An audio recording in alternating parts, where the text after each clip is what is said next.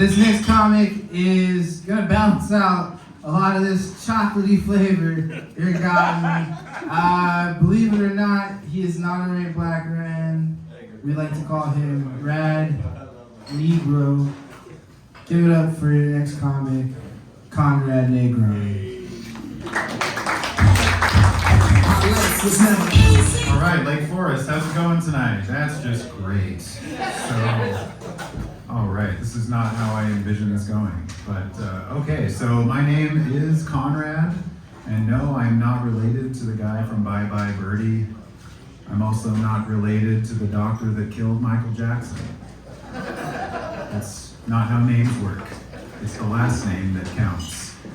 My last name makes people uncomfortable, specifically white women. If you didn't hear, my last name is Negron. It is spelled Negron.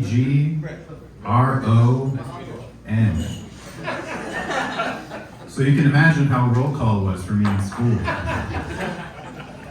Munson. Nance. Nick.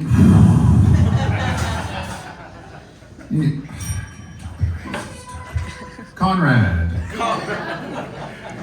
As I sheepishly raise my hand. Here. Yeah, so that's kind of how that went. Yeah, people can say Negroni all day, which is a drink which they probably make here, and also the dance of my people. But once you drop that I, it is all over. Yikes. So another thing that I wanted to mention is that my love language is mutual hatred. It's really the key to a long-lasting romantic relationship. My wife and I, we've been together for over 7 years. You don't need to clap, it's fine. Yeah, we like, thank you. That's her, yeah. She's being held against her will. But, yeah. We like maybe 3 of the same things, but we hate almost everything in equal amount. That's just how mutual hatred works. But on a serious note, I'm actually in a support group for comedians who bombed during the pandemic on Zoom. Come on in, join the party. This is our place. I outgrew all of my pants during COVID, so I guess I'm just gonna have to deal with it. One thing that I learned in these meetings is that I write for myself and not really any particular group of people. Contrary to popular belief, comedy is selfish. That's just kind of how it works. I guess I'm a pretty niche comedian. Not many people know me. Most of my material is kind of dark, obscure, self-deprecating, but I can be really uplifting sometimes, kind of like Joel Osteen for middle-aged women who would rather go antiquing on a Saturday rather than volunteer at a soup kitchen. I don't know. Maybe that statement is divisive, but I guess that's kind of all I know. I got my 23andMe back. It said I'm part mailman, which I kind of understand since I always deliver. That joke doesn't really get that many laughs, but you know, as I said before, comedy is selfish. That joke is for me. Cheeseburger right here. I'm hungry after this. Jeez. So I'm at that point in my life where I've stopped making excuses at the dentist. I've started lying to the hygienist about why I haven't been there in 4 years. You know, stuff like, oh, I forgot to floss that one night, CVS was closed, no Listerine that Tuesday. It's just, we have to stop. We gotta stop. We've run the gamut on the excuse train, okay? I'm 34 years old, I eat ice cream for breakfast, just poke, prod, make me bleed. Build the HMO, put on a Marvel movie, I'm out of there before I comprehend the plot. We just have to keep moving forward, okay? I've just been trying to do more adult things now that I'm in my 30s, okay? I've stopped using my turn signal. I've stopped getting out of the way of elderly people at the grocery store. I've started flipping off kids, you know, you have to think. Am I the asshole? Oh my God. You know, it's just, Orange County has nurtured me in a way that I never thought was possible. It was just so easy being shy and anxious and isolated. Until one day, this kid cut me off on his e-bike on Beach Boulevard. And I thought, you know what, I could flip this kid off, shoulder bump his grandma, drive away recklessly, and feel pretty good about myself. And then about 2 weeks later, I found myself at the doctor's office. He said, Conrad, this carefree way of life is killing you. Your blood pressure is what we like to call stroke level. So I had to think to myself, I had to get introspective. I said, Conrad, what are you gonna do? You gotta make a change. And I'll tell you something, I'm a proud owner of a new e-bike and I switched grocery stores. But being an adult, sometimes there's dark turns. I was recently invited to an old friend's funeral. I know, so sad, dying so young. But I kind of find it strange that I was invited to a celebration of life, but I was never invited to any of his birthday parties growing up. Kind of found that strange.